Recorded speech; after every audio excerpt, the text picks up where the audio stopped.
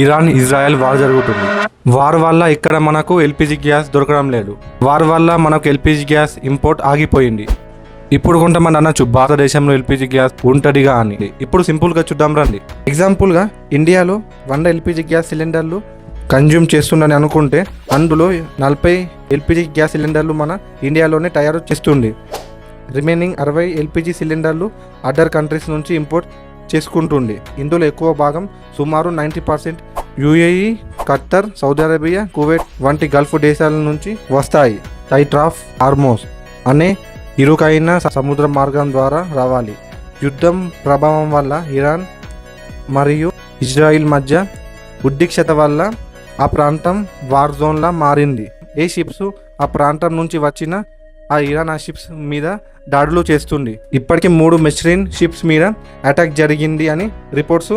ఇక షిప్స్ మీద అటాక్ జరుగుతుందని ఏ కంపెనీ కూడా ఆ ప్రాంతం నుంచి షిప్స్ని పంపడం లేదు. స్ట్రెయిట్ ఆఫ్ హార్మోన్స్ ప్రాంతంలో గ్యాస్ సప్లై స్టాప్ అవడం వల్ల ఇండియాలో గ్యాస్ డిమాండ్ పెరిగి సప్లై తగ్గుతుంది. అందుకే ఎల్పిజి గ్యాస్ ధరలు కూడా పెరుగుతుంది. కానీ ఇక్కడే ఒక పాజిటివ్ న్యూస్ ఉంది. ఎందుకంటే ఇండియన్ షిప్స్కి మేము ఏం చేయమని, ఇండియన్ ఫ్లాగ్తో షిప్స్ వస్తే మేము అటాక్ చేయకుండా ఆ ప్రాంతం నుంచి సవనిస్తామని ఇరాన్ దేశం చెప్తుంది. ఇప్పటికే షైన్ లాంగ్ అనే షిప్ ముంబై పోర్టుకు చేరుకుంది. దాదాపు 1,35,000 టన్నుల ఆయిల్ సేన్.